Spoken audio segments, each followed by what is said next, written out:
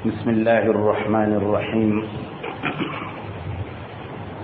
الحمد لله نحمده ونصلي ونسلم على رسوله النبي الكريم وعلى آله وأصحابه أجمعين. اللہ تبارک و تعالی کی توفیق سے آج قرآن کریم کے 26ویں پارے کے خاص مضامین اور اس کا خلاصہ بیان کیا جائے گا. 26ویں پارے کا آغاز جس سورت سے ہوتا ہے اس سورت کا نام سورہ احقاف ہے. یہ مکی سورت ہے. اس میں 35 آیات اور 4 رکوع ہیں. اس کا آغاز بھی حامیم کے ساتھ ہوا ہے اور گزشتہ صورتوں میں آپ نے یہ پڑھا ہے کہ جن صورتوں کا آغاز حروف مقطعات سے ہو اس میں اللہ سبحانہ و تعالی سب سے پہلے اپنے قرآن مجید کی شان اور اس کی حقانیت کو بیان فرماتے ہیں. اس لیے کہ جب قرآن کریم پر ایمان پختہ ہو جائے گا، اس پر بندہ ایمان لے آئے، تو قرآن نے توحید بیان کی، قرآن نے رسالت بیان کی، قرآن پاک نے آخرت بیان کی، قرآن پاک نے جنت اور دوزخ بیان کی، قرآن پاک نے ہی رسول اللہ صلی اللہ علیہ وسلم کی اطاعت کا حکم دیا، قرآن پاک ہی سیدھے راستے اور ہدایت کے راستے کی تلقین کرتا ہے. اس لیے دین کا جو سب سے بنیادی دروازہ ہے وہ قرآن مجید ہے. اس سے آدمی دین اور صراط مستقیم پر داخل ہو جاتا ہے. اس صورت میں بھی اللہ تبارک و تعالی نے مکی صورتوں کی طرح اسلام کے تینوں بنیادی عقیدے توحید، رسالت اور آخرت کو بیان فرمایا. ان تینوں عقیدوں میں جو سب سے بنیادی اور چابی کی حیثیت رکھتا ہے وہ عقیدہ رسالت. جب بندہ اس بات پر ایمان لائے گا کہ آن حضرت صلی اللہ علیہ وسلم اللہ تعالی کے رسول ہیں، تو آپ کی بتلائی ہوئی تمام تعلیمات اور ارشادات پر ایمان لانا لازم ہو. آپ ہی نے ہمیں توحید کا درس دیا، آپ ہی نے بتلایا کہ جن آیات کی میں تلاوت کرتا ہوں وہ قرآن مجید ہے. آپ ہی نے بتلایا کہ اس دنیا سے مرنے کے بعد دوبارہ زندہ ہونا اور ہمیں اللہ سبحانہ و تعالیٰ کے سامنے حساب و کتاب کے لیے پیش ہونا. یہ سب تعلیمات رسول اللہ صلی اللہ علیہ وسلم. خدا نہ خواستہ اگر رسالت کا باب بیچ سے نکل جائے تو عقیدہ توحید بھی ختم ہو جاتا ہے، عقیدہ آخرت بھی ختم، کتاب اللہ پر ایمان بھی ختم. اس کے شروع میں سورت میں اللہ تبارک و تعالی نے فرمایا ما خلقنا السماوات والارض وما بینہما الا بالحق. ہم نے آسمانوں اور زمین کو اور اس میں موجودات جتنی بھی مخلوق ہیں ان کو ہم نے بے مقصد پیدا نہیں کیا،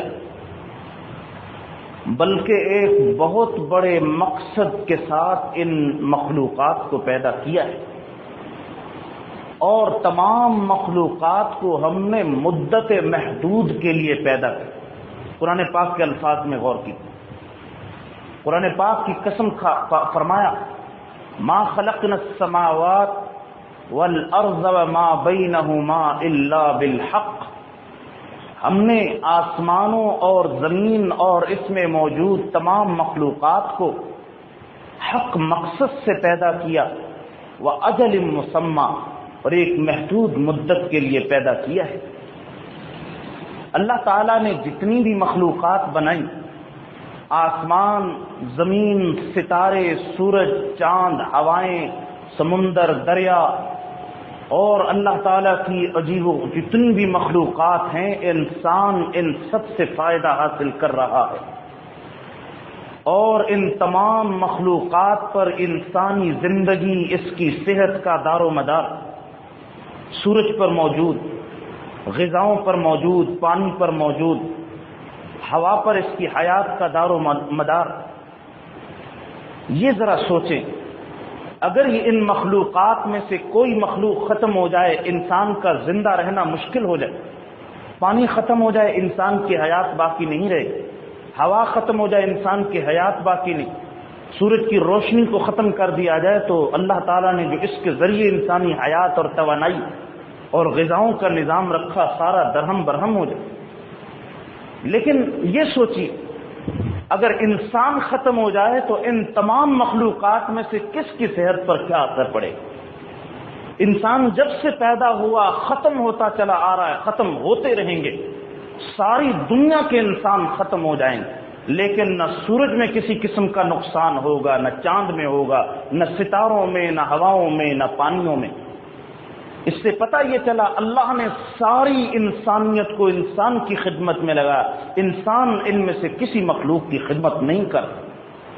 انسان کو اللہ نے اپنی ذات کی معرفت، اپنی ذات کی اصلاح کے لیے پیدا فرما اور اللہ تبارک و تعالیٰ کی عبادت کے لیے پیدا فرما۔ بس یہ جو چند لفظوں میں قرآن ایک حقیقت بیان کرتا ہے، یہ بڑی قابل غور ہے۔ آگے چل کر سورہ احقاف میں اللہ تبارک و تعالیٰ نے قرآن پاک کی شان اور رسول اللہ صلی اللہ علیہ وسلم کی رسالت کے حوالے سے جو مشرکین اعتراضات کرتے تھے ان کا جواب دیا۔ فرمایا کہ جب ان کے سامنے ہماری آیات، جو واضح آیات تلاوت کی جاتی ہیں، تو یہ کافر لوگ اس حق کے مقابلے میں جب ان کے سامنے آتا ہے یوں کہہ دیتے ہیں کہ یہ تو کھلا جادو۔ قرآن پاک کی تاثیر ایسی تھی، کچھ ہمارے دلوں کی زمین ایسی بنجر ہو گئی ہم اس کی تاثیر کو بھی حاصل نہیں کر، ورنہ اللہ تعالیٰ نے اس نسخہ شفا میں ایسی تاثیر رکھی، اس کے اندر ہدایت کا سامان رکھا ہے کہ مشرکین وہ دیکھتے تھے کہ جو قرآن کی آیات سنتا ہے اس کی زندگی میں ایسا انقلاب برپا ہوتا۔ پہلے وہ شرک اور کفر کی تاریکیوں میں وہ گمراہ بھٹک رہا ہوتا تھا، اب ہدایت کے راستے پر۔ پہلے سب سے زیادہ اللہ اور اس کے رسول سے نفرت اس کے دل میں ہوتی، یہ کیا آیات ہیں کہ اس کے دل میں اترنے کے بعد اللہ اور اس کے رسول کی ذات سب سے زیادہ محبوب ہو جاتی۔ پہلے دنیا کا متوالا اور اس کا شیدائی، اور اب دنیا اس کے پیچھے پیچھے اور اس کا مقصد آخرت، یہ قرآن کا انقلاب۔ اس کو دیکھ کر کہتے تھے یہ جو جادو ہے، اور فرمایا یوں بھی کہتے ہیں یہ انہوں نے نعوذ باللہ خود گھڑ لیا ہے۔ فرمایا کہ اگر یاد رکھو میں قرآن پاک کو، یہ قرآن پاک گھڑ کر تمہارے سامنے پیش نہیں کیا۔ اللہ سبحانہ و تعالیٰ کا کلام، قل ما كنت بدعا من الرسل، یہ بھی کہہ دو کہ میں کوئی نیا رسول نہیں آیا۔ اللہ تعالیٰ نے رسالت کا ایک باب شروع فرمایا آدم علیہ السلام سے، 1,24,000 پیغمبر بھیجے، ان میں آخری پیغمبر سرور دو عالم نبی کریم صلی اللہ علیہ وسلم کو بنایا۔ تو کہہ دو تم رسالت کے اس دعویٰ کے بارے میں تعجب میں پڑے ہوئے، یہ کوئی نیا دعویٰ نہیں، پہلے بھی اللہ تعالیٰ رسولوں کو مبعوث فرماتے رہے، اور میرا حال یہ ہے، ما ادری ما یفعل بی ولا بکم، مجھے معلوم نہیں کہ میرے ساتھ کیا ہونے والا ہے اور تمہارے ساتھ کیا ہونے والا ہے۔ ان اتبع الا ما یوحى الی، میں تو صرف اس وحی کی اتباع کرتا ہوں جو اللہ سبحانہ و تعالیٰ میری طرف بھیجتے ہیں، اور میرا کام تمہیں کھول کر واضح کر کے ڈرانا، جہنم سے، آخرت کے عذابوں سے ڈرانا، یہ میرا کار منصبی اور کار نبوت ہے۔ آگے چل کر سورہ احقاف کی آیت نمبر 13 میں اللہ تعالی نے فرمایا، قرآن پاک کی ان آیات پر اور رسول اللہ صلی اللہ علیہ وسلم کے دعوی رسالت پر ایمان لانے والے کون ہیں؟ ان الذین قالوا ربنا اللہ، وہ لوگ جنہوں نے یوں کہا ہمارا رب تو اللہ ہے، ہمیں پالنے والی ذات صرف اللہ ہے، پھر خالی یہ دعویٰ نہیں کیا، ثم استقاموا، پھر اس دعویٰ کے حقوق کو ادا کرنے کے لیے جو مشقتیں، جو مجاہدے آئے انہوں نے برداشت کیے اور انہوں نے ثابت قدمی دکھائی۔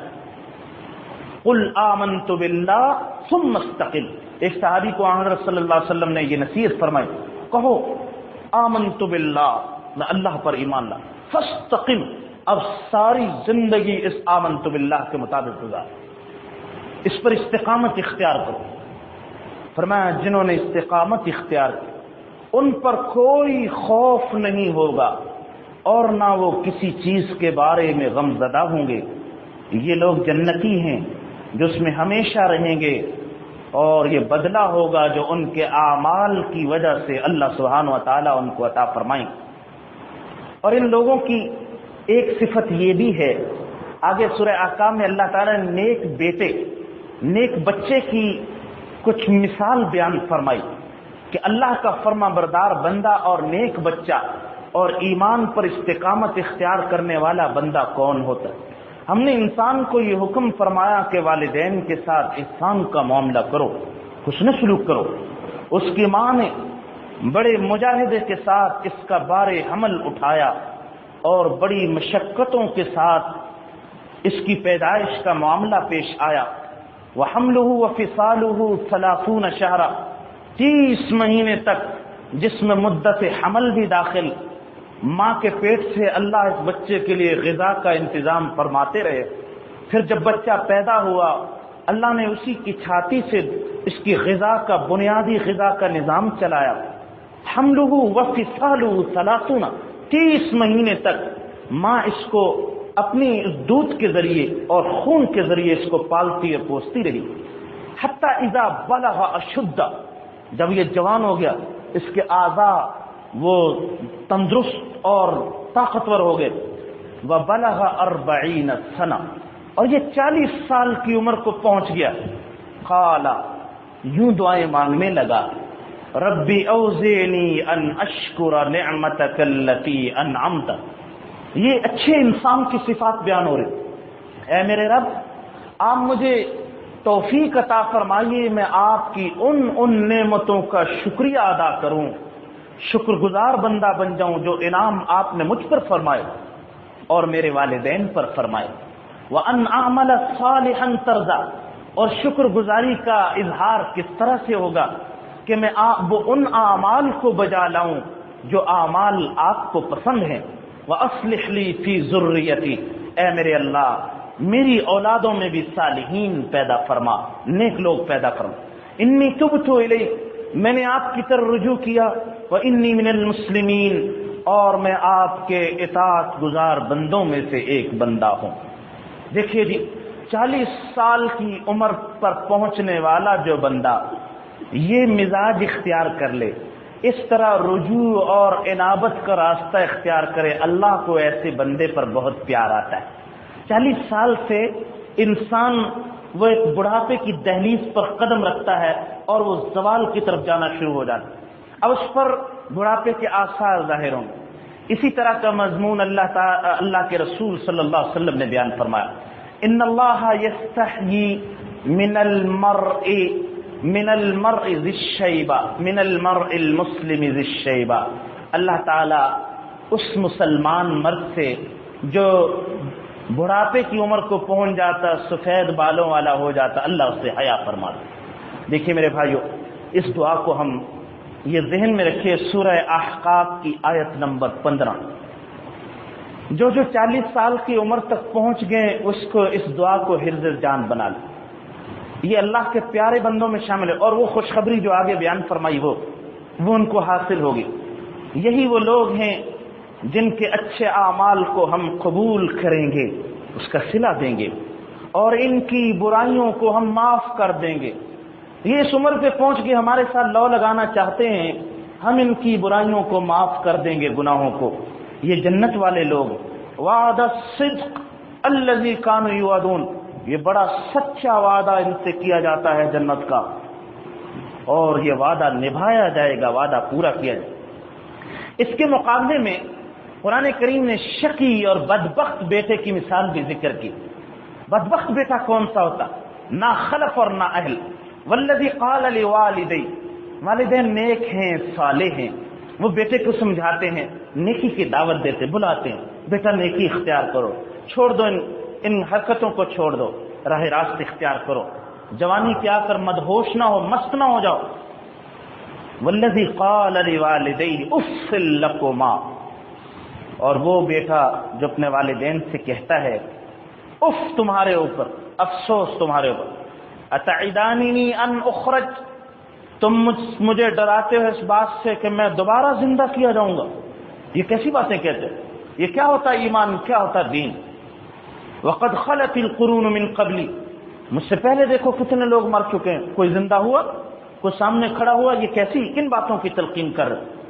وہما یستغیثان اللہ، اور والدین اللہ سے فریاد کرتے ہیں اس کے بارے میں، ویلک آمن، ارے تیرا ناس ہو جائے تو ایمان لے آ، ان وعد اللہ حق، اللہ کا وعدہ سچا ہے. اور یہ اس کے جواب میں کہتا ہے ان ما ھذا الا اساطیر الاولین، یہ کیا باتیں تم گھڑی ہوئی باتیں، ایک خیالی اور افسانے ہمارے سامنے بیان، کیا جنت کیا دوزخ، یہ کوئی حقیقت نہیں رکھتی. قرآن نے اللہ سبحانہ و تعالی نے فرمایا یہ لوگ بڑے خسارے والے ہیں، یہ قیامت کے دن بہت بڑے خسارے کے ساتھ ان کو سامنا کرنا پڑے گا. آگے چل کر سورہ احقاف میں اللہ تعالیٰ نے وَاذْكُرْ أَخَا عَادٍ إِذْ أَنذَرَ قَوْمَهُ بِالْأَحْقَافِ، یاد کیجئے عاد کے بھائی کو، اس کا قصہ ذرا سوچو، حضرت ہود علیہ السلام کا، جب انہوں نے احقاف کے علاقے میں اپنی قوم کو ڈرایا. احقاف ان بستیوں اور علاقے کا نام تھا جہاں قوم عاد بستی تھی، اسی مناسبت سے اس سورت کا نام سورہ احقاف رکھا گیا. اس سورت میں آگے چل کر فرمایا وَلَقَدْ مَكَّنَّاهُمْ، کتنی بڑی بڑی تناور قومیں، طاقتور، معیشت میں بڑی مستحکم قومیں گزری، ایسی معیشت، ایسے باغات، ایسی ان کی پیداوار تھی، بصیرت میں وہ اپنی معیشت پہ بڑا اتراتے اور فخر کرتے تھے. فرمایا کہ ہم نے ان کو کان بھی دیے، ان کو آنکھیں بھی دی تھی، ان کو دل بھی دیے، لیکن انہوں نے ان کے کان، ان کی آنکھیں، ان کے دل کچھ بھی کام نہ آئے، انہوں نے صحیح راستے پر ان کو استعمال نہ کیا، اللہ کی آیات کا انکار کرتے رہے، اور جس چیز کا وہ استہزاء کرتے تھے، جس عذاب کا وہ ٹھٹھا کرتے تھے، اس عذاب نے آ کر ان کو گھیر لیا اور وہ قوم تباہ و برباد ہو گئی. ایک اور بہت بڑی دلیل اللہ سبحانہ و تعالی نے ارشاد فرمائی قیامت کی، اولم یرو، یہ لوگ نہیں دیکھتے، ان اللہ الذی خلق السماوات والارض، وہ اللہ جس نے اتنے بڑے بڑے آسمان اور زمین بنائی، کتنی بڑی بڑی مخلوقات ہیں، ولم یعی بخلقہن، ان کو پیدا کر کے اللہ کو کچھ بھی تھکاوٹ نہیں ہوئی، بقادر علی ان یحیی الموت، کیا یہ دیکھتے نہیں اتنی بڑی بڑی مخلوقات کو پیدا کرنے والا کیا دوبارہ مردوں کو زندہ کرنے پر قادر نہیں ہے؟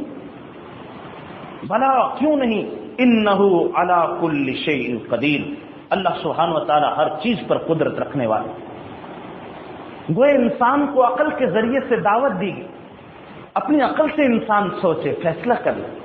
اللہ سبحانہ و تعالیٰ کے لیے قیامت کو برپا کرنا، لوگوں کو زندہ کرنا کچھ بھی مشکل نہیں. جب آپ صلی اللہ علیہ وسلم ان کو ایسے واقعات سناتے، ایسے قصے سناتے تو مشرکین مذاق اڑاتے. اللہ تعالیٰ نے اپنے حبیب صلی اللہ علیہ وسلم کو فرمایا فاصبر کما صبر اولو العزم من الرسل، جس طرح پہلے عظیمت والے پیغمبروں نے صبر کیا، آپ بھی صبر کا راستہ اختیار کیجیے، آپ کو بھی صبر کرنا ہو. اس لیے کہ ہم نے اس دنیا کو بدلے کا جہان نہیں بنایا، ہم نے آخرت کو جزا و سزا کا جہان بنایا، وہاں یہ اپنے تمام کہے ہوئے باتوں کی پاداش اور اس کی سزا کو بھگتیں گے. آپ ان کے لیے قیامت کے بارے میں جلدی نہ کیجیے. کأنہم یوم یرون ما یوعدون، وہ دن آنے والا ہے جس دن، قیامت کے دن کو جب وہ دیکھیں گے اور جب اس میں اٹھیں گے، لم یلبسوا الا ساعۃ من نہار، ان کو یوں لگے گا ہم دنیا میں صرف ایک گھڑی رہ کر آئے ہیں. غور فرمائیے، یہ ساری زندگی کے جتنے بھی یہ کھیل تماشے، یہ قیامت کے دن ایک ساعت کی طرح محسوس ہوں. جیسے ہم خواب دیکھتے ہیں اور خواب ایک آدھ گھڑی کا ہوتا ہے، بس یہ دنیا بھی قیامت کے دن خواب کی طرح محسوس ہوگی، اتنا طویل دن ہوگا۔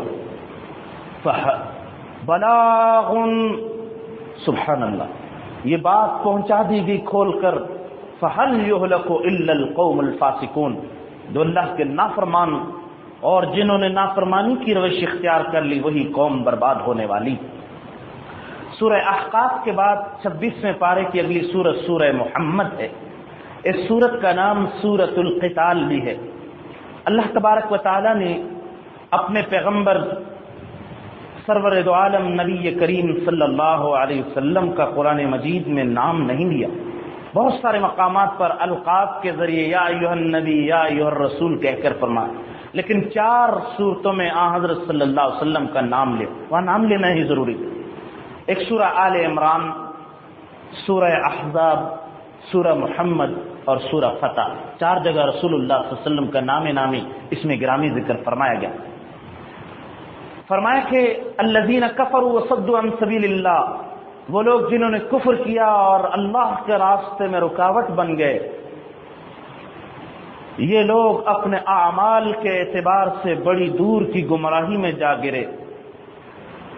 والذین آمنوا وعملوا الصالحات، وہ لوگ جو ایمان لائے، نیک اعمال کیے اور اس قرآن پر ایمان لائے، بما نزل علی محمد، جو حضرت محمد صلی اللہ علیہ وسلم پر نازل کیا گیا اور وہ اللہ کی طرف سے برحق کتاب ہے، کفر عنہم سیئات، اللہ ان کے ساری غلطیوں کو مٹا دیں گے اور ان کے احوال کی اصلاح فرما دیں گے۔ اس سورت کا نام، دوسرا نام سورۃ القتال بھی ہے۔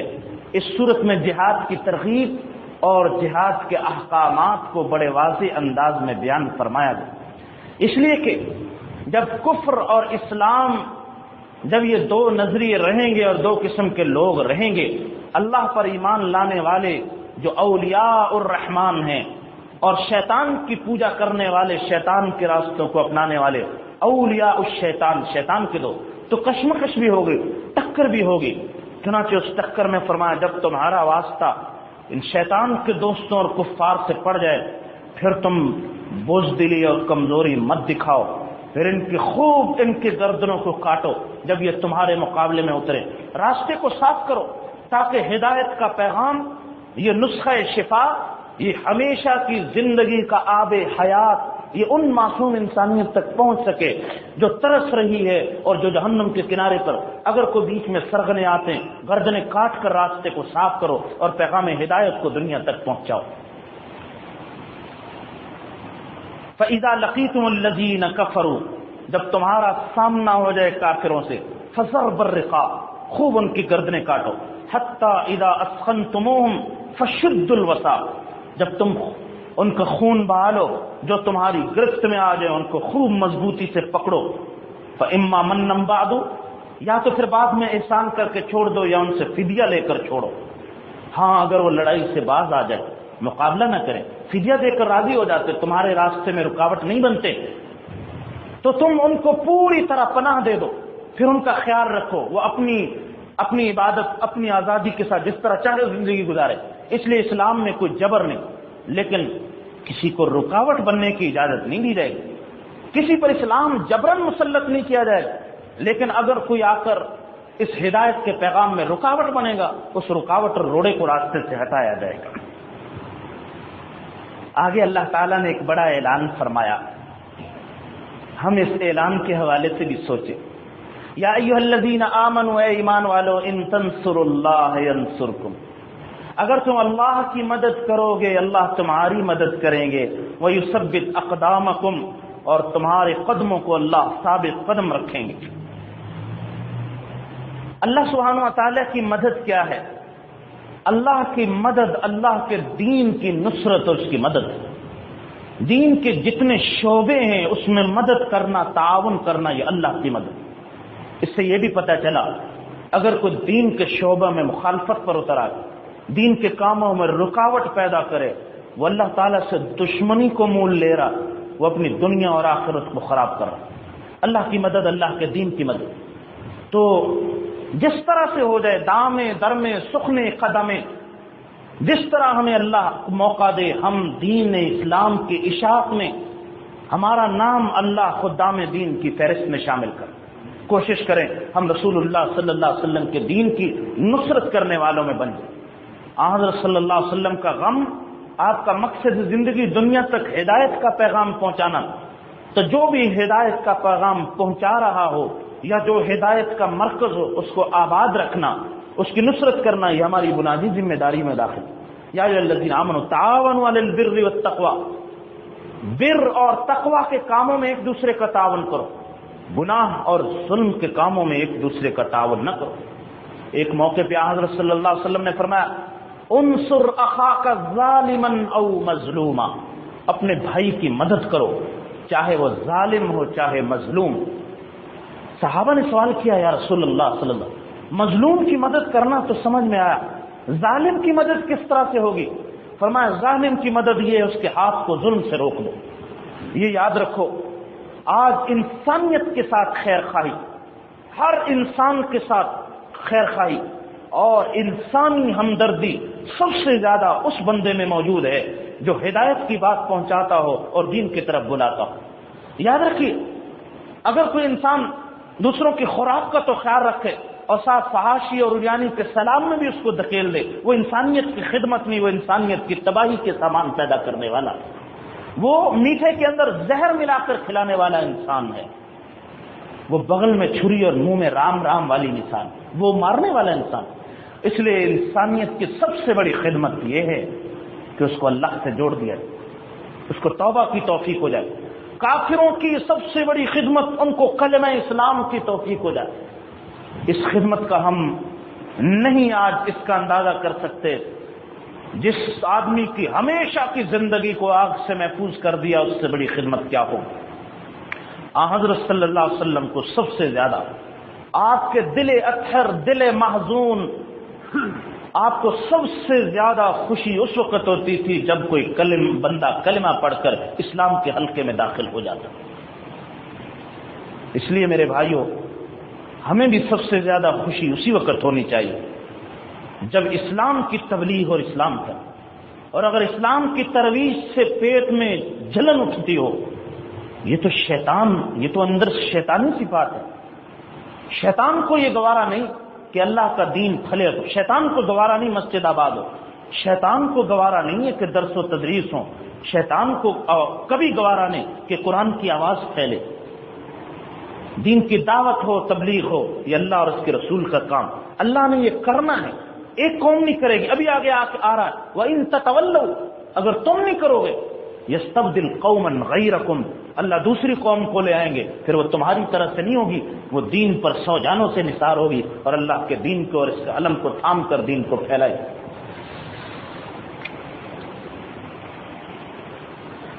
سورہ محمد میں اللہ سبحانہ و تعالیٰ نے جنت کی نہروں کی صفات بھی بیان فرمائی۔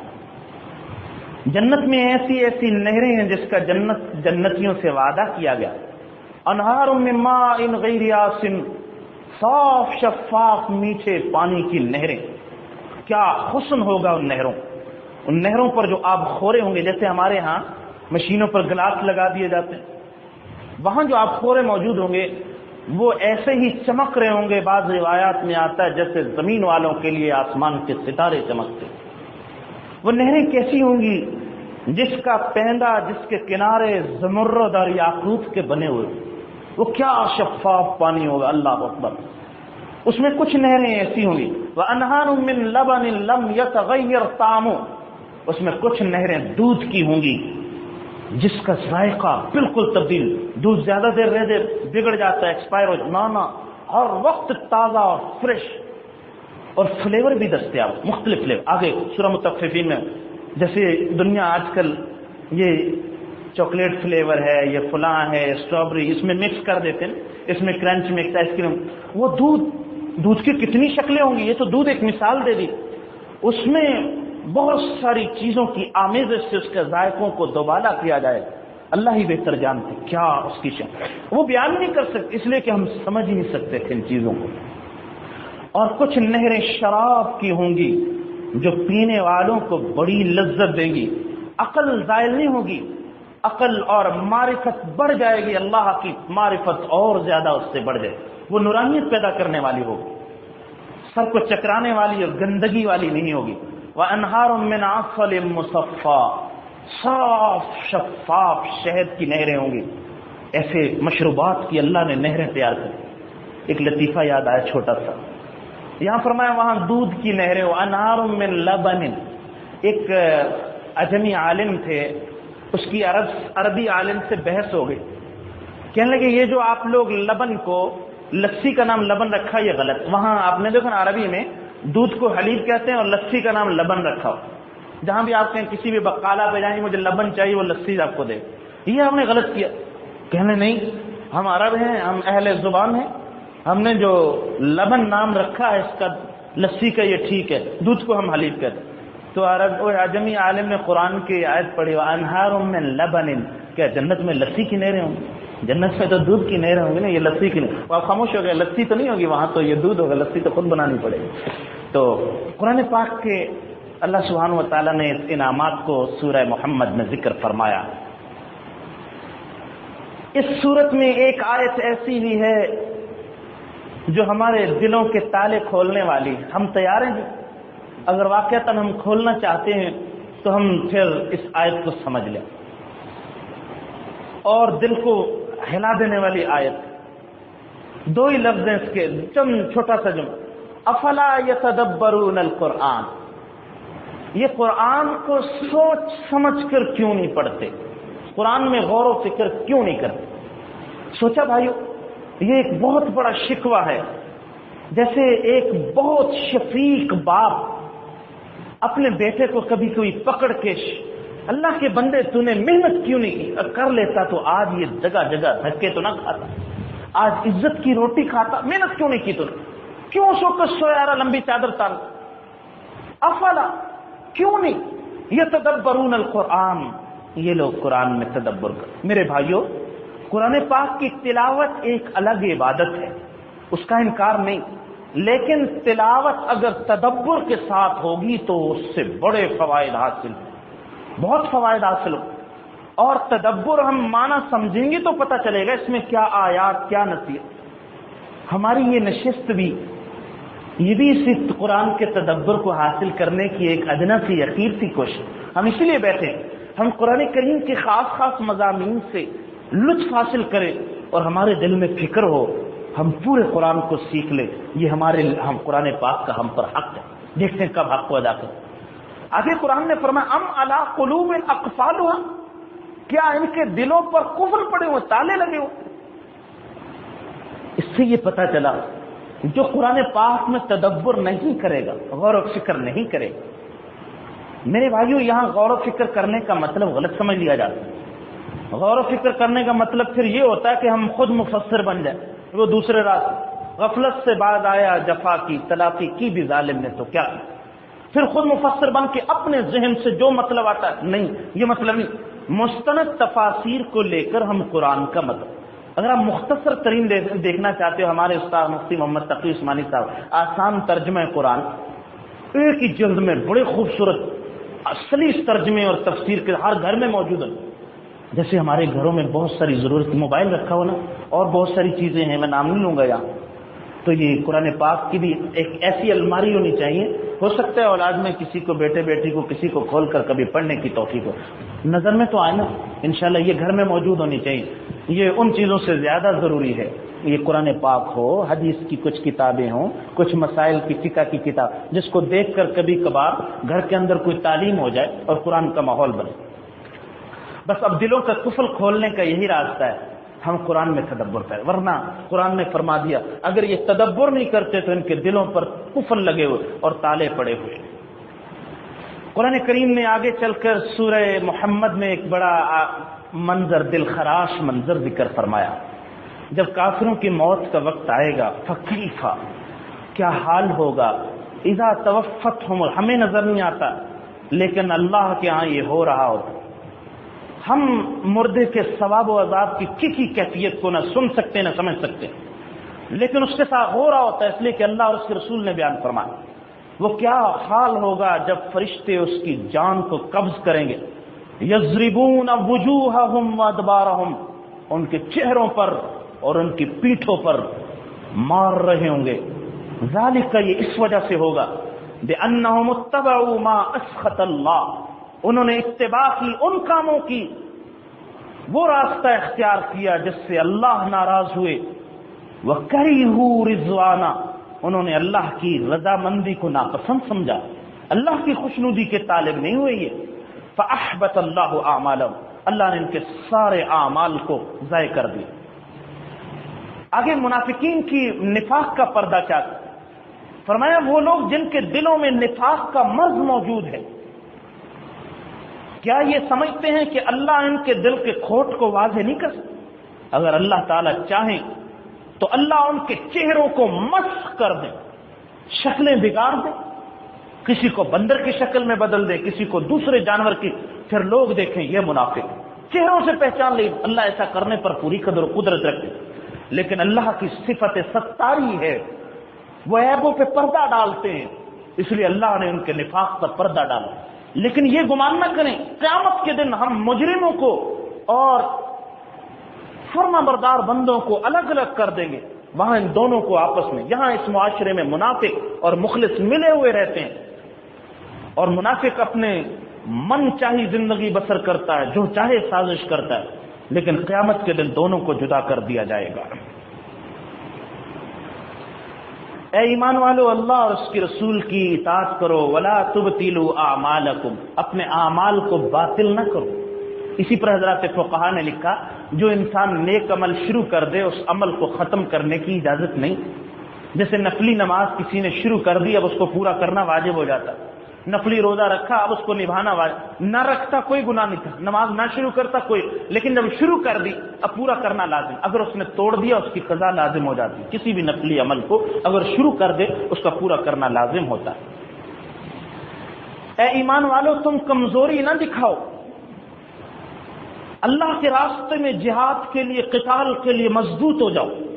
لا تہینوا، اور کمزور ہو کر اپنے آپ کو کمزور سمجھ کے صلح کے پیغامات نہ بھیجو. وَتَدْعُوا إِلَى السَّلْمِ أَنْتُمُ الْأَعْلَوْنَ، تم ہی غالب ہوگے، اللہ تمہارے ساتھ ہیں. لیکن شرط یہ ہے کہ تم پکے مومن ہو جاؤ، پھر اللہ کی مدد اور نصرت تمہارے ساتھ. یہ دنیاوی زندگی کھیل تماشا ہے. اگر تم ایمان لاؤ اور تقوی اختیار کرو، اللہ تمہیں اس کا صلہ عطا فرمائیں گے. اللہ کو تمہارے مالوں کی کوئی ضرورت نہیں،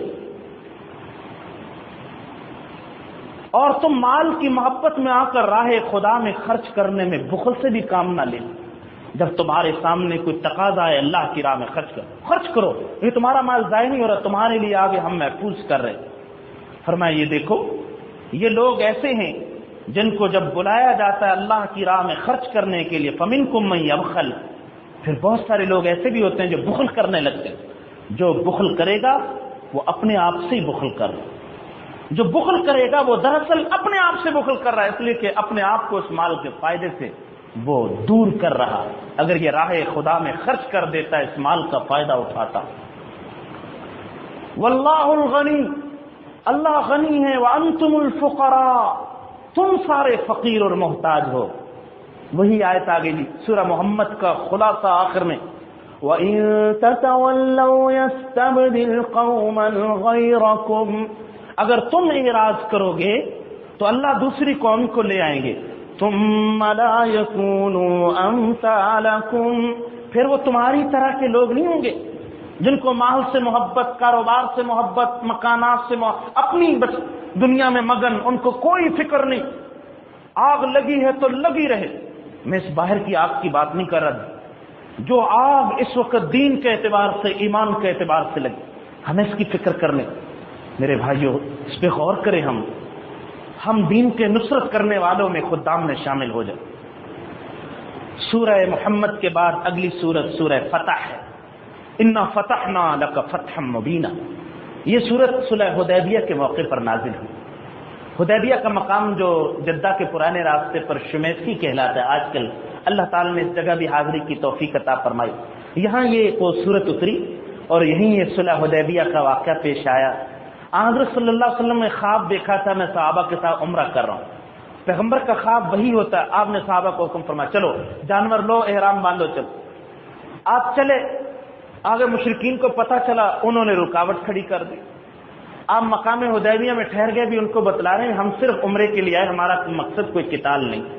لیکن وہ لوگ نہ بات. آپ نے حضرت عثمان رضی اللہ تعالیٰ کو اپنا سفیر اور کاتب بنا کر بھیجا. انہوں نے بات چیت کی، وہاں یہ خبر اڑا دی گئی حضرت عثمان کو شہید کر دیا. یہ بات مسلمانوں پر بڑی گراں. آپ نے صحابہ کرام سے بیعت لی وہاں، اب بیعت کرو، اب تو لڑنا ہے ہم نے، اب موت پر بیعت کرو. اس بیعت کا نام جو کیکر کے درخت کے نیچے ہوئی تھی اس کو بیعت رضوان کہا جاتا. بیعت رضوان اس لیے کہا جاتا ہے کہ اللہ نے اس میں اعلان فرمایا وہ جتنے 1400 صحابہ آپ کے ہاتھ پر بیعت کر رہے ہیں اللہ ان سے راضی ہو گئے، کیونکہ اللہ نے رضامندی کا اعلان فرمایا، اس لیے اس کو بیعت رضوان کہا جاتا. تو وہ بیعت کہلاتی. بعد میں جب صحابہ کرام کے بیعت کا پتہ چلا وہ مشرک خود ہی آ گئے، بھائی یہ ایسا واقعہ نہیں ہوا، صلح کرتے، مذاکرات ہوئے. یہ صلح انتہائی دب کر ہوئی. بڑے بڑے عقلاء نہیں سمجھ سکے صلح کو. حضرت عمر پریشان، حضرت ابوبکر کے پاس آ رہے ابوبکر یہ کیا ہو گیا، یہ صلح کیسی، کیا ہم دب گئے، ہم کمزور ہو گئے؟ حضرت ابوبکر نے فرمایا عمر فاروق انتظار کرو، جب رسول اللہ صلی اللہ علیہ وسلم نے دب کر صلح کی ہے یہی فتح ہوگی. انا فتحنا لک فتحا مبینا، اللہ نے جب اعلان فرما دیا انشاءاللہ یہ. اور یاد رکھیے یہی چیز، یہ صلح ہی ایک فتح مبین بنی. ایک تو اسلام کی اشاعت کے باب کھل گئے، اور دوسرا اللہ تعالیٰ نے ہم فتح، بہت ساری خوشخبریاں عطا فرمائیں گے. میں ان آیات پہ جب پہنچوں گا تو بتلاؤں. ایک فتح کی، فتح مکہ کی خوشخبری، فتح خیبر کی خوشخبری، فتح حنین کی خوشخبری، غنیمتوں کی خوشخبری، بہت ساری چیزوں کے اللہ تعالیٰ نے اس میں خوشخبریاں. عقل انسانی ایسی دب کر صلح کرنے کو کیسے فتح سمجھ سکتے؟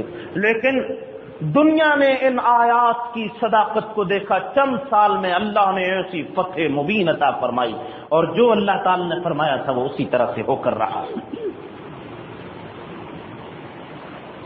کبھی انشاءاللہ کسی موقع پہ، چونکہ وقت تھوڑا ہے، میں بیعت کے بارے میں عرض کروں گا، بیعت کیا ہوتی ہے اور بیعت کی کتنی اقسام.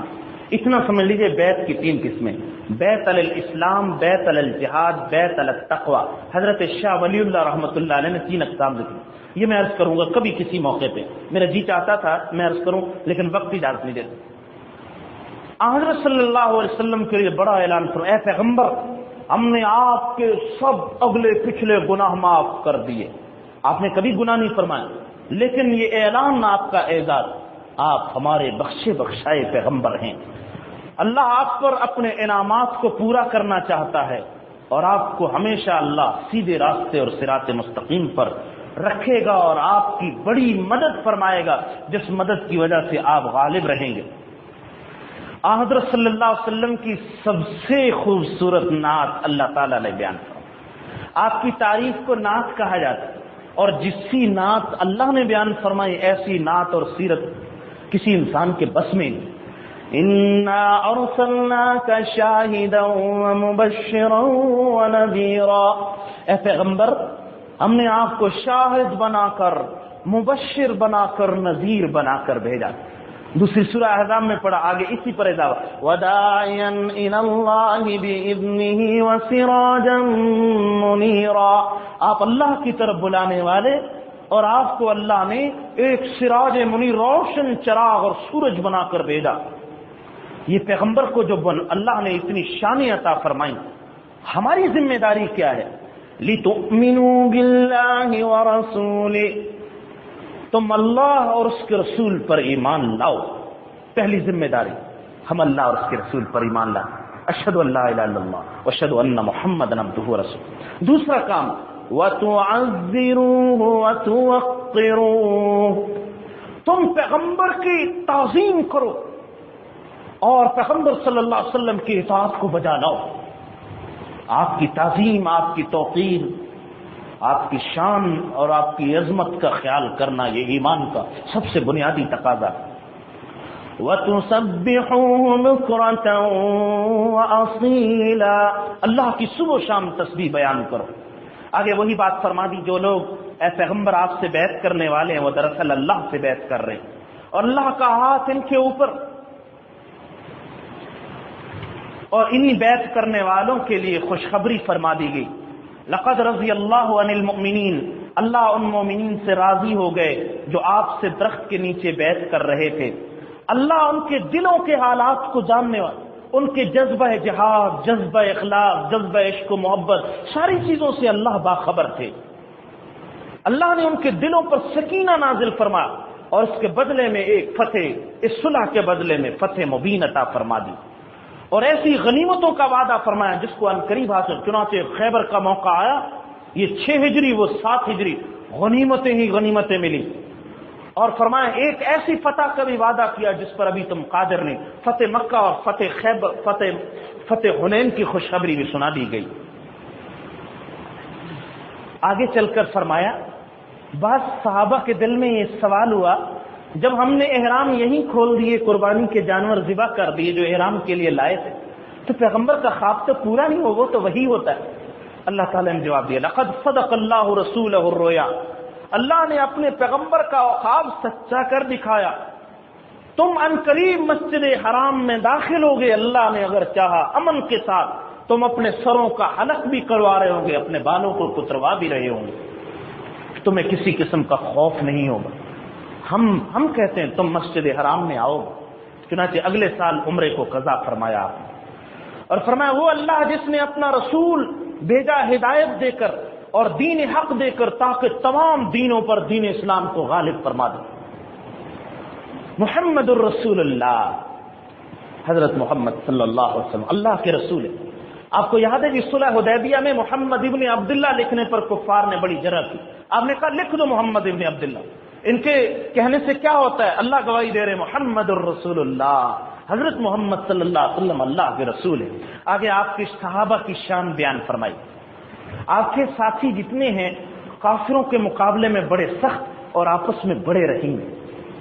اے پیغمبر آپ دیکھو گے کبھی سجدے میں کبھی رکوع کی حالت میں، یہ تو ظاہری عبادت کر رہے ہیں اور دل میں ہر وقت اللہ کی رضا کے متعلق مخلص ہے، ہر وقت دل میں اللہ کی رضا کے متلاشی رہے. اے پیغمبر ان کے چہروں پر ہی آپ ان کو سجدوں کے نشان، سجدہ کرنے والے کے چہرے اور پیشانی پر ایک خاص قسم کا نور چمکتا ہے جو سجدے والی آنکھ ہی دیکھ سکتی، ہر بندہ نہیں دیکھ سکتا. ان کی پیشانیوں پر سجدوں کے آثار. ہم نے تورات میں بھی ان کی یہی مثال دی اور انجیل میں ان کی مثال ایک درخت کے ذریعے دی. صحابہ کی مثال ایسے ہے، بیج ایک نوک نکلی، درخت بناؤ، پودا بناؤ، درخت تناور، کسان دیکھ دیکھ کر خوش ہو رہا ہے اور اس کی میری کھیتی بڑی پھلی اور پھولی. فرمایا میرے صحابہ کی مثال ایسی ہے جس نے پودے لگائے، سرور دو عالم صلی اللہ علیہ وسلم اس باغ کے پاس وہ مالی تو خوش ہو رہا ہے، لیغیظ بہم الکفار، لیکن کفار کے دلوں میں خیز و غضب اور جلن پیدا ہو رہی صحابہ کی اس رونق اور صحابہ کی اس ترقی کی وجہ سے. امام مالک فرماتے تھے کفار کی نشانی ہے جو صحابہ کی ترقی اور صحابہ کی ان کیفیات کو دیکھ کر جلے. لیغیظ بہم الکفار، اللہ نے فرمایا کافر ہی صحابہ کی اس رونق کو اور اس جماعت کو دیکھ کر جل سکتا ہے. ایمان والے کے دل میں ایمان تو صحابہ کی محبت کا نام ہے. تورات کے باب استثناء میں اور انجیل مرقس، انجیل لوقا، انجیل متی میں باوجود ساری تحریفات کے آج بھی ایسی وہاں عبارتیں موجود ہیں جن میں یہی مضمون بیان فرمایا گیا جو قرآن مجید میں مضمون. اللہ تعالیٰ نے تورات اور انجیل میں صحابہ کی جو شانیں بیان فرمائی. سورہ محمد کے فتح کے بعد اگلی سورہ حجرات ہے. اس سورت میں اللہ سبحانہ و تعالیٰ نے معاشرتی اور سماجی آداب ذکر فرمائے. آپس میں رہنے کے کیا آداب، حقوق العباد کا بیان. اور عباد میں میں بار بار کہا کرتا ہوں، عباد میں سب سے اونچے بندے، سب سے لطیف دل رکھنے والے سرور دو عالم نبی کریم صلی اللہ علیہ وسلم، آپ اب افضل العباد اور سید العباد. اس لیے سب سے پہلے رسول اللہ صلی اللہ علیہ وسلم کے حقوق اور آپ کے آداب بیان فرمائے. ایمان والوں کو کہا گیا کہ اللہ کے رسول پر آگے بڑھنے کی کوشش نہ کرو، بات میں مشورے میں اللہ سے ڈرو، اپنی آوازیں رسول نبی کی آواز پر بلند نہ کرنا ورنہ تمہارے اعمال سارے کے سارے ختم ہو جائیں گے، تمہیں پتہ بھی نہیں چلے. منع فرما دیا گیا پیغمبر کی آواز پر آواز بلند کرنے کی اجازت نہیں. ان الذين يغضون اصواتهم عند رسول اللہ، وہ لوگ جو اپنی آوازیں رسول اللہ کے پاس پست رکھتے ہیں، اولئک امتحن اللہ قلوبهم للتقوى، یہی وہ لوگ ہیں جن کے دلوں کو اللہ نے تقوی کے لیے جانچ لیا ہے. لہم مغفرۃ واجر عظیم، ان کے لیے مغفرت کا پروانہ اور ان کے لیے اجر عظیم کی خوشخبری. یہ آیت مبارکہ آج بھی روضہ مبارک کی جالیوں کے اوپر لکھی ہوئی. حضرت صلی اللہ علیہ وسلم اپنی قبر اطہر میں حیات ہے، وہاں سلام پیش کرتے وقت آوازوں کو پست رکھنا، نظروں کو پست رکھنا، آداب کا خیال رکھنا بہت ضروری ہے. اور ایسے آداب، یہ جو آپ کی زندگی کے آداب تھے، اب بھی وہی بارگاہ رسالت امام صلی اللہ علیہ وسلم کے آداب. وہاں شور مچانا، کسی طرح کی ایسی بے ادبی کا کام کرنا بڑی خطرے کی چیز. جو لوگ پہچانتے تھے ان کے قدم، ان کے چہرے زرد ہو جاتے دربار رسالت پر حاضری کے. ہمیں پتہ ہی نہیں، اس لیے اللہ تعالیٰ معاف کرے، ہاتھ میں جوتے بھی ہیں، موبائل بھی ہے، ایسی ایسی باتیں وہاں، اور بس مووی بنانے کی طرح. یہ آداب رسالت کی بڑی بے قدری، اللہ اس کی فکر عطا فرمائے. اس دربار کا سب سے بڑا ادب. آگے فرمایا اے پیغمبر صلی اللہ علیہ وسلم کے گھر کا ادب یہ، حجروں کے باہر سے پکارنے کی اجازت نہیں کسی کو بھی. جب آپ باہر نکلیں گے بات کریں، کسی کو آواز لگانے کی اجازت نہیں. ایمان والوں کو حکم فرمایا جب بھی تمہارے پاس کوئی بندہ خبر لے کر پہلے تحقیق کر لیا کرو وہ خبر سچی بھی ہے یا نہیں. ایسا نہ کسی کی بات پر اعتماد کر کے اس کو یقین کر کے تم لڑنے مرنے کے لیے تیار ہو، بات ایسی نہ ہو، اس لیے تحقیق کیا کرو. آگے فرمایا کہ اگر مومنین کی جماعتیں آپس میں لڑ پڑے، ایمان والے مسلمانوں میں جھگڑا شروع، ان کے درمیان صلح کروا دو. صلح سب سے بہتر راستہ ہے. لیکن اگر ایک جماعت سرکشی پہ تیار ہو جائے، صلح کے لیے تیار، تو جو سرکش ہے اس کے ساتھ قتال کرو تاکہ وہ اللہ کے امر کی طرف رجوع کر لے اور اللہ کے حکم کی اتباع کر لے. اور اگر وہ لوٹ آئے اور وہ جھگڑا چھوڑ دے تو تم ان کے درمیان انصاف کے ساتھ صلح کرا دو اور انصاف کے معاملے کو مت چھوڑو. ان اللہ یحب المقسطین، اللہ انصاف کرنے والوں کو پسند کرتا. باقی تمام مومن بھائی ہیں آپس میں، اس لیے ان بھائیوں کے درمیان صلح کروایا کرو. اللہ سے ڈرو تاکہ اللہ تم پر رحم فرما دے. اے ایمان والو، کسی سے مذاق نہ کرنا. نہ کوئی مرد کسی دوسرے مرد سے مذاق کرے، نہ کوئی عورت دوسری عورت سے مذاق کرے. ممکن ہے جس سے مذاق کیا جا رہا وہ تم سے اللہ کے نزدیک بہتر ہو. کسی شکل، کسی کی مال، کسی کی گاڑی، کسی کا لباس دیکھ کر ٹھٹھا اور مذاق مت کرنا. کہیں ایسا نہ ہو کہ اللہ میں تم سے کہیں زیادہ اونچے رتبے والا. اور فرمایا ایک دوسرے کو برے القابوں سے مت پکارو. کسی کو گنجا، کسی کو لولا، کسی کو لنگڑا، کسی کو اندھا، گالیاں دیکھ برے بات اچھے القاب سے یاد کرو، پیار سے گفتگو کرو.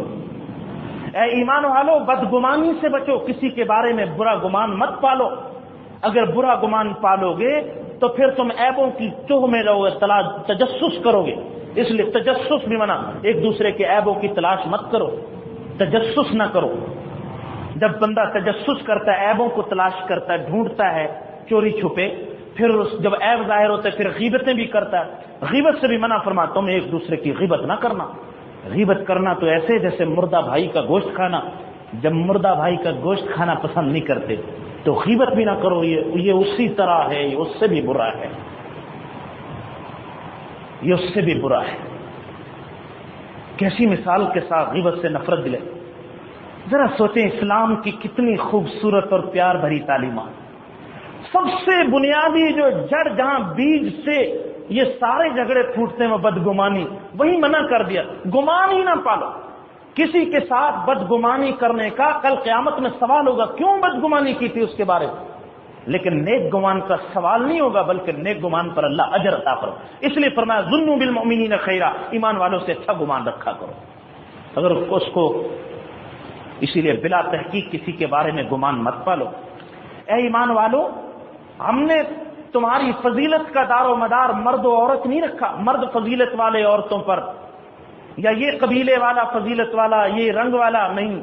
قبیلے، رنگ، مرد و عورت یہ صرف ہم نے پہچان کے لیے رکھی ہیں. ان اکرمکم عند اللہ اتقاکم، تقوی والا اللہ کے نزدیک سب سے بڑی فضیلت والا. اس لیے اگر اللہ کے ہاں رتبہ چاہتے ہو تو تم تقوی اختیار کرو.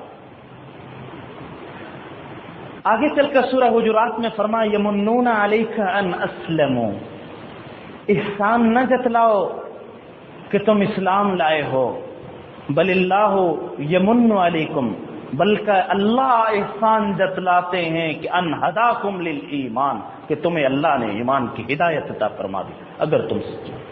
میرے بھائیوں، مسلمان ہو کر ہم نے اسلام پر کوئی احسان نہیں. اسی طرح اگر ہم مسجد میں آئیں، مسجد کی خدمت کریں، دین کے راستے میں خدمت کریں، یا مدرسے کی یا قرآن کی، ہم کسی پر احسان نہیں کرتے، ہم اپنی ذات کے ساتھ خیر خواہی کا معاملہ کریں. یاد رکھیں، کوئی بندہ مسجد کا محسن نہیں، کوئی بندہ مدرسے کا محسن نہیں ہوتا، نہ زکوٰۃ دینے والا مصرف کا محسن ہوتا ہے. کوئی بھی کار خیر کرنے والا وہ اپنی ذات پر محسن، بلکہ اللہ کا احسان جانو کہ اس نے توفیق عطا فرمائی. حضرت شیخ سعدی نے کتنی خوبصورت بات فرمائی، منت منے کہ خدمت سلطان ہمیں کنی، منت منے کہ خدمت سلطان ہمیں کنی. احسان نہ جتلاؤ کہ بادشاہ کی خدمت کر رہے ہو، منت شناس کے عذوب خدمت بداختن، بادشاہ کا احسان جانو کہ تمہاری خدمت کو قبول کر لے. تو اللہ پر اور اس کے رسول پر احسان نہ کرو، نہ جتلاؤ کہ ہم اللہ اور اس کے رسول پر احسان کرنے والے، بلکہ اللہ اور اس کے رسول کا احسان جانو کہ تمہاری خدمت کو قبول کر لیا ہے، تمہارے صدقات کو اللہ نے قبول کر لیا. تو اس لیے یہاں یہ صاف اعلان فرمایا، یہ تم آپ پر آ کر احسان جتلاتے ہیں کہ ہم مسلمان ہو گئے. قل لا تمنوا علی اسلامکم، آپ ان سے فرما دو کہ ہرگز اپنے اسلام کا احسان مت جتلاؤ، بل اللہ یمن علیکم، بلکہ اللہ تم پر احسان جتلاتے ہیں کہ تمہیں ہدایت عطا فرمائی ایمان. سورہ حجرات کے بعد اگلی سورہ قاف ہے، قاف والقرآن المجید. اس میں بھی اللہ تعالیٰ نے حروف مقطعات کے بعد قرآن پاک کی قسم کھا کر مشرکین کے اس تعجب کو دور کیا. یہ اس بات میں تعجب کر رہے ہیں کہ انہی میں سے اللہ نے ایک ڈرانے والا پیغمبر بھیجا، اور یہ کہہ رہے ہیں کافر کہ یہ تو بہت عجیب معاملہ ہوا. ہم میں کتنے امیر لوگ تھے، کتنے صاحب ثروت تھے. کل کے درس میں آپ نے پڑھا یہ طائف کی بستی، یہ مکہ کی بستی، کوئی اللہ کو کوئی بڑا آدمی نہیں ملا تھا نبوت کے، ایک یتیم ایک غریب آدمی کو نبوت دے دی. اللہ نے یہ جواب دیا، تم اللہ تعالیٰ کی رحمت کو تقسیم کرنے کے ٹھیکیدار مت بنو. اللہ اپنے بندوں کے احوال کو بہتر جانتے ہیں، کس کو نبوت عطا کی جائے گی اور کس کو اپنے دین کے اس منصب کے لیے چنا جائے گا. اور یہ ساتھ یوں بھی کہتے ہیں کیا جب ہم مر کے مٹی ہو جائیں گے ہم دوبارہ لوٹائے جائیں گے. اللہ سبحانہ و تعالیٰ نے سورت میں اپنے قدرت کی نشانیوں کو ذکر فرما کر یہ فرمایا، افعینا بالخلق الاول، کیا ہم پہلی پیدائش کے بعد پہلی دفعہ اتنی بڑی مخلوقات کا اللہ نے نظام بنایا، کیا ہم ان مخلوقات کو پیدا کرنے کے بعد تھک گئے؟ ہمارا حال یہ ہے. قرآن پاک میں ایک جگہ ایک آیت آئی کہ ہم نے آسمان و زمین کو پیدا کیا، وما مسنا من لغوب، ہمیں ذرہ برابر بھی تھکاوٹ نہیں ہوئی. یہ ایک جملہ دراصل یہودیوں کے ایک بنیادی عقیدے کی اس پوری عمارت کو مسمار کر، ان کا عقیدہ یہ کہ اللہ نے آسمان و زمین پیدا کیے 6 دن میں، ہفتے والے دن آرام کیا، تھک گئے تھے. تو اللہ تعالیٰ نے جواب دیا، وہ اللہ نہ اس کو کبھی تھکاوٹ آتی ہے، نہ اونگ آتی ہے، نہ نیند آتی ہے. جب اللہ پہلی دفعہ اس پوری کائنات کے نظام کو پیدا کرنے کے بعد نہیں تھکے، وہ دوسری مرتبہ بھی پیدا کرنے پر پوری طرح قدرت رکھنے والے. ان فی ذلک لذکر، قرآن پاک کو اللہ نے ذکرہ اور نصیحت نامہ بنایا ہے، لیکن نصیحت سے فائدہ وہی حاصل کرے گا جو اپنے اندر سینے میں دل رکھتا ہوگا. اور اگر دل موجود نہیں ہے، اتنا قلب سلیم اور قلب منیب جو قرآن نے دوسرے مقام پہ فرمایا، سلامتی والا دل، تزکیے والا اگر دل نہیں تو پھر حاضر باش ہو کر کان لگا کر قرآن کی جو نصیحت کو سنے گا، اللہ اس کو اس کی نصیحت کا فائدہ عطا فرمائے. یاد رکھیے قرآن پاک کو سننے کے آداب ذکر پر، قرآن پاک کو اس طرح سے سننا کہ دھیان دوسرے کاموں کی طرف لگ رہا ہے، موبائل بھی رہے، موبائل ادھر گھنٹی بجی ادھر فون اٹھایا اور سننے کے لیے چلے گئے، درس کو بیچ میں چھوڑ دیں. یہ سخت بے ادبی، ایسے بندے کے دل پر کبھی ہدایت کی بات نہیں اترتی. جس قرآن پاک کو کان لگا کر دل کو سیدھا کر کے محتاج بن کر اور اپنے آپ کو طالب اصلاح بنا کر سنے گا، اللہ اس کے دل میں ہدایت کے قطرے اتاریں گے اور ضرور اس کے دل میں گلکاریاں ہوں گی اور اس کو قرآن پاک کا فائدہ۔ ان فی ذالک لذکر، اس قرآن میں نصیحت موجود ہے، لیکن اس بندے کے لیے جس کے اندر دل موجود ہو اور جو خوب حاضر باش ہو کر توجہ سے قرآن کی نصیحت کو سننے والا ہو۔ آخری سورت اس پارے کی سورۃ ذاریات ہے، جس میں اللہ تعالیٰ نے شروع میں ہواؤں کی قسمیں کھا کر فرمایا انما توعدون لصادق، جس قیامت کا تم سے وعدہ کیا جاتا ہے وہ قیامت سچی ہے، وہ برحق ہے، وہ آنے والی ہے۔ یہ لوگ یوں پوچھتے ہیں کہ یہ قیامت کا دن کب ہوگا؟ یوم ہم علی النار یفتنون، وہ دن آنے والا جب ان کو آگ پر پیش کیا جائے گا، عذاب میں مبتلا ہوں گے۔ اس وقت کہا جائے گا ذوقوا فتنتکم، آج اپنے عذاب کو چکھو۔ یہ وہی چیز تھی جس کے بارے میں تم جلدی مچاتے تھے۔ اور تقوی والے لوگ باغات میں ہوں گے اور چشموں میں ہوں گے، اللہ کی طرف سے جو عنایات اور عطائیں ان کو ملیں گی اس کو وصول کرنے والے ہوں۔ وہ اس وجہ سے کہ وہ اس سے پہلے نیکی کرنے والے تھے۔ کانوا قلیلا من اللیل ما، راتوں کو کم سوتے تھے، جاگ کر تہجد بھی پڑھتے۔ وبالاسحار هم یستغفرون، سحری کے وقت وہ اللہ سبحانہ و تعالیٰ کے سامنے استغفار کرتے، اپنے گناہوں کی معافی مانگتے۔ وفی اموالہم حق للسائل والمحروم، ان کے مالوں میں سائلوں کا بھی اور محروم لوگوں کا بھی حصہ ہوتا۔ سائل وہ بندہ جو خود مانگتا جی میری ہے، محروم سے مراد وہ سفید پوش جو کسی کے سامنے اپنی ضرورت ظاہر نہیں کر، ان کے مالوں میں یعنی اللہ کی راہ میں یہ خرچ کرتے تھے۔ آخر میں جا کر اللہ سبحانہ و تعالیٰ نے حضرت ابراہیم علیہ السلام کے پاس آنے والے مہمانوں کا قصہ بیان فرمایا، جس کا کچھ حصہ 27ویں پارے کے آخر میں آئے گا، انشاءاللہ وہیں اس کا بیان ہوگا۔ وآخر دعوانا ان الحمد للہ رب العالمین۔ اللهم صل على سيدنا مولانا محمد وعلى ال سيدنا مولانا محمد وبارك وسلم۔ اللهم اجعل القرآن العظیم ربیع قلوبنا، یا اللہ قرآن عظیم کو ہمارے دلوں کی بہار بنا دیجیے۔ جو کچھ ہم نے پڑھا ہے سنا ہے یا اللہ عمل پیرا ہونے کی توفیق عطا فرما۔ قرآن پاک کو ہماری آنکھوں کا نور بنا دیجیے، اس کو ہمارے لیے شفیع اور سفارشی بنا دیجیے، اس کے ساتھ سچی دوستی اور دلی محبت اور لگن نصیب فرما دی۔ قرآن پاک میں تدبر اور سمجھنے کی توفیق عطا فرما دے۔ یا اللہ دنیا آخرت کی ہر خیر، ہر بھلائی، ہر خوبی، ہر نعمت، ہر عافیت نصیب فرما۔ دنیا آخرت کے ہر شر سے، ہر مصیبت سے، ہر آفت سے، ہر ناگہانی بیماری سے، ہر ناگہانی غم سے، ہر ناگہانی خوف سے اے اللہ ہماری حفاظت فرما۔ وصلی اللہ تعالی علی نبینا و حبیبنا محمد وعلی آلہ وصحبہ۔